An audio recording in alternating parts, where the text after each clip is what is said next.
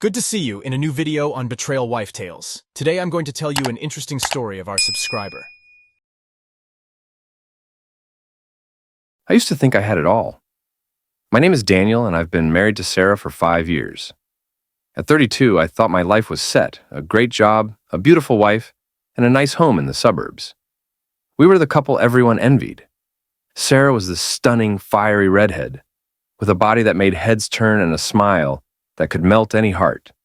She worked in marketing, and her career was skyrocketing. We met at a work event. Yeah, a classic story. She was the center of attention, everyone hanging on her every word. But it was me she chose. We dated for 2 years before tying the knot, and for a while things were perfect, or so I thought. See, Sarah has always been ambitious. She thrived on challenges, never satisfied with anything less than being at the top. At first, I admired that about her.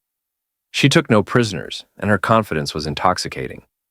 But somewhere along the line, that drive started to overshadow everything else. The late nights at the office became more frequent, and when I'd ask, she'd snap, telling me how much pressure she was under, how hard it was to be a woman in a male-dominated industry. I believed her because I loved her, and I wanted to support her. But then, there was her boss, Michael. He was always in the picture, tall, smooth-talking, the kind of guy who looked like he belonged in a high-end fashion magazine instead of running a company. I didn't think much of him at first. He was married, had kids, and seemed professional. But Sarah talked about him all the time. "Oh, Michael had this great idea today." Or, "Michael's pushing for me to lead this project." You get the idea. I told myself it was harmless, that she was just excited about her work. I trusted her. God, I trusted her. But now, looking back, I can see how blind I was. The first real sign something was off came about 3 months ago. Sarah started coming home later and later. It was always work-related, meetings, deadlines, you name it. I asked her if everything was okay, but she'd blow up at me, accusing me of being clingy and paranoid. I didn't push. I didn't want to be that guy, the one who suffocates his wife with insecurity. So, I let it slide. I let a lot of things slide, until that one night, the night that changed everything. It was a Friday, and Sarah was supposed to be home early so we could have a date night. I'd planned the whole thing, fancy restaurant reservations, her favorite wine, the works. But 7 p.m. came, and she wasn't home. I texted her, no response. By 8:30, I was getting worried. She finally texted back around 9, saying she had to stay late for a last-minute meeting with Michael. My heart sank. Still, I convinced myself I was overreacting. It's just work, right? When she finally walked through the door after midnight, she was different. I don't know how to explain it. Her energy, the way she looked at me, it was like I wasn't even there. She mumbled some excuse about being exhausted and went straight to bed. I stood in the living room for a long time that night, staring at the ceiling, trying to shake off the sinking feeling in my gut. That's when I knew something was wrong. After that night, things spiraled fast. Sarah's distance became more obvious, and our marriage felt like it was hanging by a thread. Every little thing between us turned into an argument, whether it was the way I folded the laundry or how I asked her about her day. It was like walking on eggshells around her. And then there were the late-night work meetings with Michael that started happening almost every week. I tried not to let it get to me, but it was like watching someone slowly drift away, and you're helpless to stop it. Sarah became a different person, more guarded, more secretive. Her phone was always glued to her hand, and when I asked who she was texting, she'd roll her eyes and snap, "It's work, Daniel.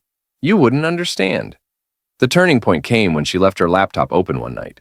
It was around 2 a.m., and she'd passed out on the couch, probably after another one of her late nights. The laptop screen was still on, and I wasn't even planning to snoop. But then I saw it. A message notification from Michael. I shouldn't have clicked on it, but I couldn't help myself. It was right there. And what I saw, it shattered everything. It wasn't work-related. Far from it. The messages were flirty, playful, and dripping with innuendo. But the worst part was one she sent earlier that night. "Tonight was incredible. You always know how to make me feel alive." My heart stopped. My stomach twisted into knots. I felt like I'd been punched in the gut. My world collapsing right there in the middle of our living room. I read further, each message stabbing deeper. They'd been seeing each other for months, sneaking around behind my back while I was here like an idiot, planning romantic dinners and trying to fix a marriage that was already broken. I stood there for what felt like hours, staring at the screen, trying to process it. Was this really happening? I had suspected something was off, but to see it in black and white, it was a whole different level of pain. My mind raced, alternating between anger, betrayal, and sheer disbelief. How could she do this to me? I didn't wake her up. I didn't scream or throw things like every fiber of my being wanted to. Instead, I closed the laptop, quietly went to bed, and stared at the ceiling until the sun started creeping in through the blinds. The next day, I confronted her. I waited until after breakfast, trying to hold it together, but I couldn't keep it in any longer. "Are you cheating on me?" I asked, my voice trembling, not with anger, but with raw hurt. Her reaction was instant, defensive, like she'd been preparing for this moment. "What are you talking about, Daniel? You're being ridiculous," she spat, crossing her arms, her face twisted in irritation. "I saw the messages, Sarah," I said, trying to stay calm, but my voice cracked. "Between you and Michael." Her eyes went wide for a second, just a second, and then her whole expression shifted. She wasn't sorry. She wasn't even trying to hide it anymore. In fact, it was like a mask had fallen off her face, and the real Sarah, the one who had been hiding for months, finally came out. "Oh, for God's sake, Daniel," she snapped, her voice sharp, cutting through me like a blade. "You're always so paranoid. It's nothing. He's my boss, and we're close, sure, but don't turn this into something it's not." But I could see it. I could hear it in her voice. The lie, the way she deflected, the way she avoided my eyes. She was guilty, and we both knew it. I didn't back down this time. "Don't lie to me, Sarah. I saw it all. Just be honest with me." And that's when she exploded. She launched into a full-blown tirade, accusing me of being controlling, insecure, and not giving her the space she needed to breathe. "You're smothering me," she yelled, her face red with anger. "Maybe if you spent less time obsessing over my life and more time focusing on your own, we wouldn't be in this mess."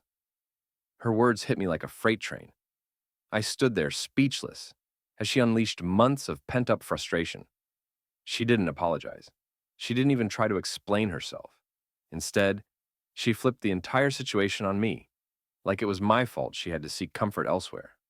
By the end of her rant, she stormed out of the house, leaving me standing there in stunned silence. I felt hollow, like someone had scooped out everything inside me and left nothing but the shell of the man I used to be. And that's when it hit me. This wasn't just some fling for her. This was something deeper, something she didn't regret. And I realized with gut-wrenching clarity that the woman I loved, the woman I had built my life with, was no longer mine. After Sarah stormed out that day, something inside me broke. I tried to go through the motions of life, but everything felt off, empty. I kept replaying her words in my head, her coldness, the way she made it seem like this was all my fault. I wasn't perfect, sure, but I didn't deserve this. Not the lies, not the cheating. Days passed, and she didn't even try to talk to me. No apologies, no attempt to explain. She acted like nothing had happened, like she hadn't just blown up our entire marriage in one night. We barely spoke, and when we did, it was tense. Clipped conversations about household chores or bills. Every time I looked at her, all I saw was the betrayal, the messages, and that smug confidence she had when I confronted her. It wasn't long before the late nights started again. She'd come home smelling of perfume that wasn't hers, with excuses that were so paper thin it was insulting. "Oh, we had a work dinner," she'd say, casually dropping Michael's name like it was normal, like I hadn't caught her in the act. "It's part of the job, Daniel. You wouldn't get it." I didn't fight it anymore. I knew what she was doing, where she was really spending her time. The trust, gone. The love, fading with every lie she told. I felt myself pulling away, emotionally checking out because it hurt too much to stay invested in someone who didn't give a damn about me. But there was still a part of me, the stupid, desperate part, that wanted to believe it could be saved, that maybe, just maybe, she'd come to her senses and realize what she was throwing away. I suggested counseling one night, trying to keep my voice steady as I threw out the last lifeline I had. She laughed. Not a little chuckle, not a nervous giggle, but a full-on laugh. Like I had just said the most ridiculous thing in the world. You want counseling? Daniel, seriously? She scoffed, rolling her eyes. We don't need therapy. You need to stop being so insecure. This is your problem, not ours. That was it. That was the moment I knew for sure. There was no coming back from this.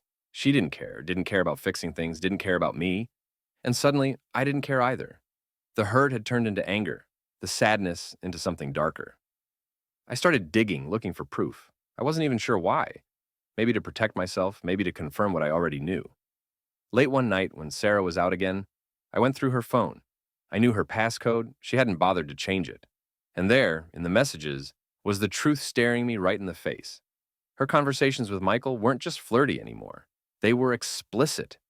They talked about their meetings in detail, recounting what they did behind closed doors. My stomach turned as I read them. I felt sick, but I couldn't stop scrolling. There were pictures, too. Intimate ones. The kind that made my blood boil. But it wasn't just about sex.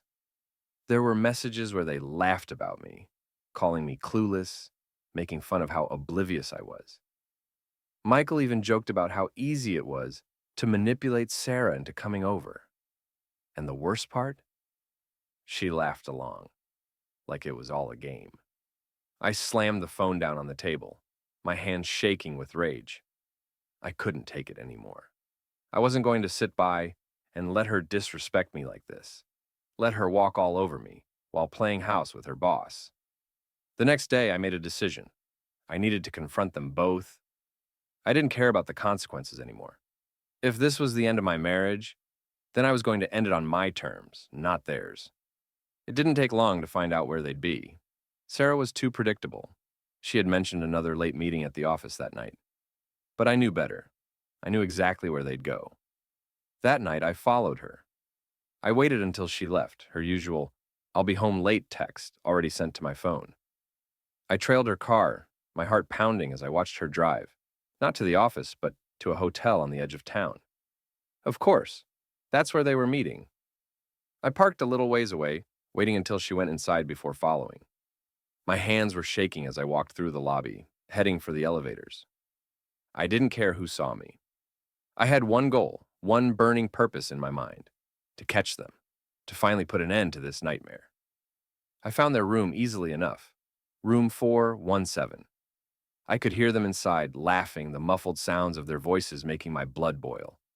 My fists clenched as I stood outside the door, breathing heavily, my heart pounding in my chest. This was it. I raised my hand to knock, ready to confront them both in the most epic way possible. Standing outside that hotel room, my heart was racing, my body trembling with the weight of what was about to happen. It was all coming to a head. Months of suspicion, heartbreak, and betrayal boiling over into this one moment.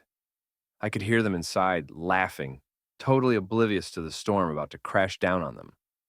I took a deep breath, trying to calm the rage coursing through my veins. My hand hovered over the door, ready to knock, but something in me snapped. I didn't want to knock. I didn't want to give them a chance to hide, to lie their way out of this. I wanted them caught, raw and exposed, with no escape. So, I kicked the door. The sound echoed down the hallway as the door burst open, slamming against the wall with a force that shocked even me. Inside, there they were, Sarah and Michael, tangled together in bed, half naked and frozen in place, their faces twisted in a mix of shock and terror.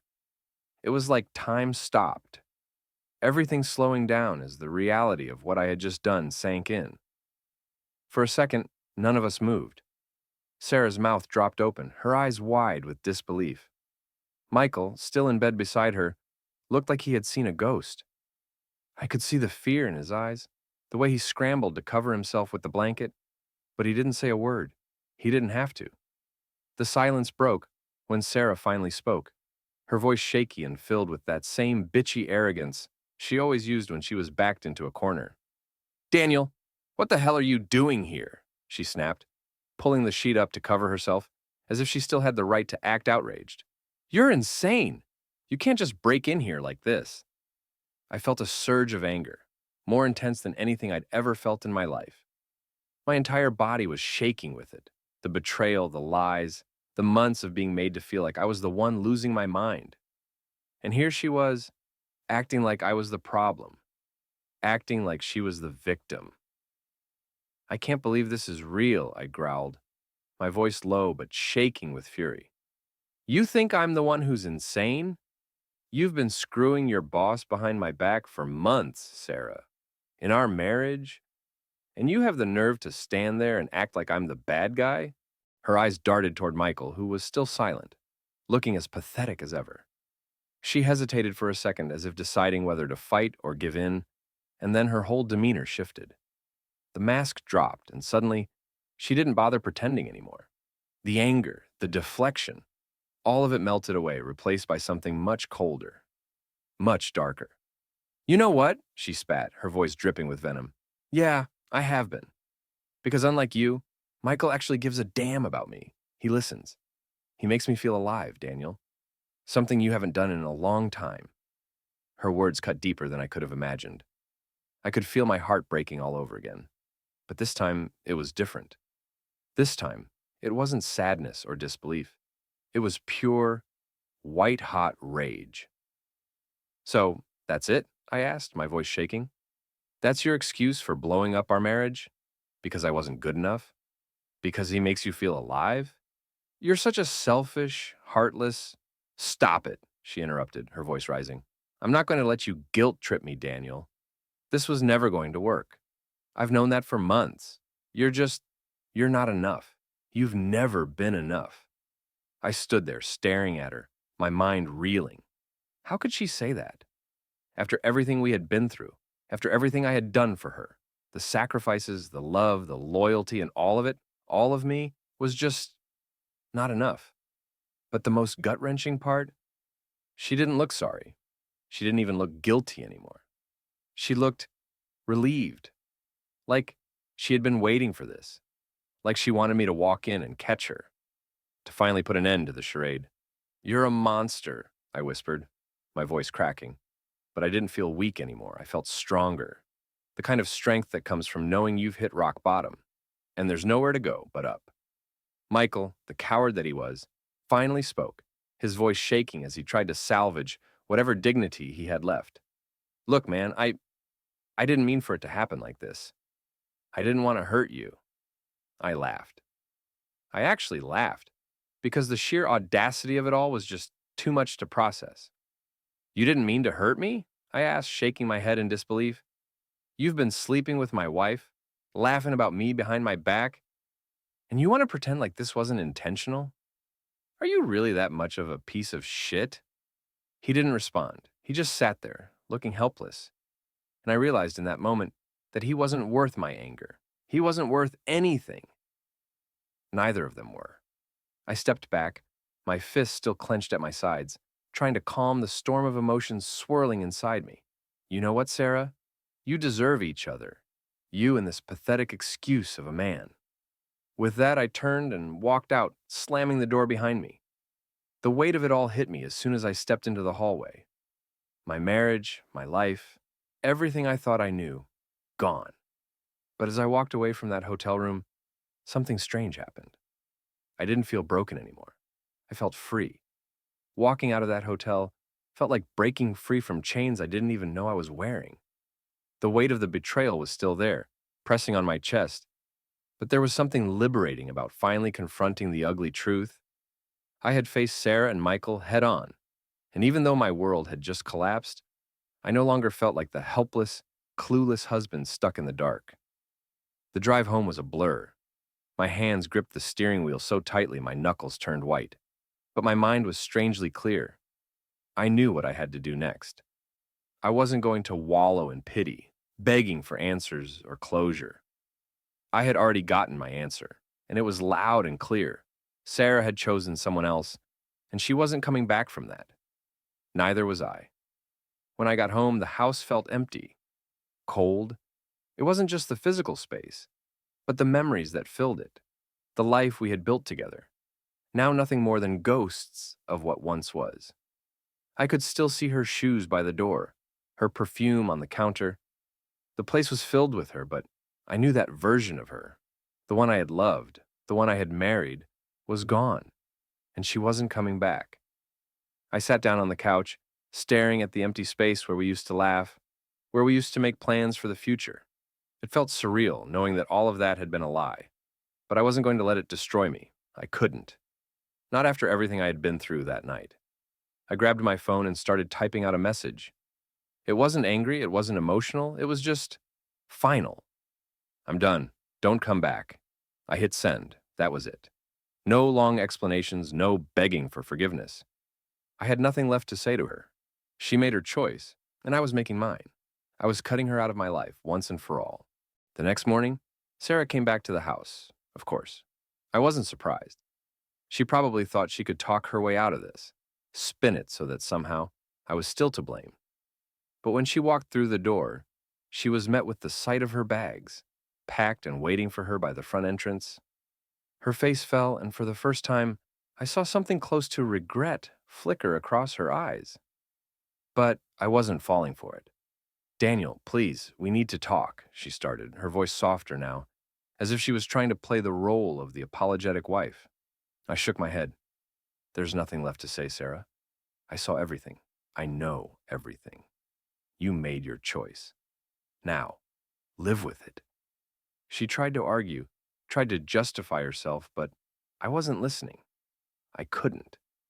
The woman standing in front of me wasn't the same woman I had fallen in love with.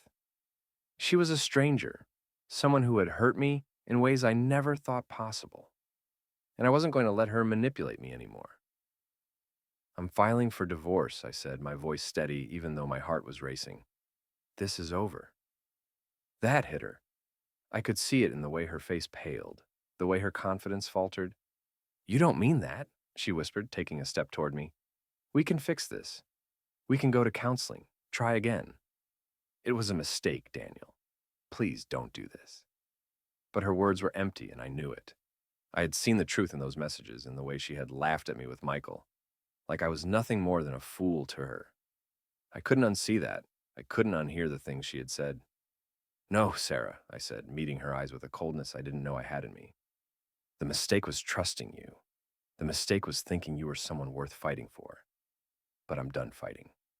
Get your things and go." She started to cry then, the tears streaming down her face, but they didn't move me. I felt nothing for her anymore. She wasn't crying because she was sorry. She was crying because she had been caught, because the life she had taken for granted was crumbling beneath her. When she realized I wasn't going to budge, she finally grabbed her bags and left, slamming the door behind her. The sound echoed through the empty house, but I didn't feel a sense of loss. I felt calm. For the first time in months, maybe even years, I felt like I was in control of my life again. Over the next few weeks, I started to rebuild. I met with a lawyer, filed for divorce, and cut off all contact with Sarah. She tried reaching out a few times, sending me messages about how she missed me, how she wanted to talk, but I never responded. I wasn't interested in her half-hearted apologies. She had destroyed everything we had, and there was no coming back from that. The day the divorce was finalized, I stood outside the courthouse, a strange mix of emotions swirling inside me. Relief, sadness, freedom.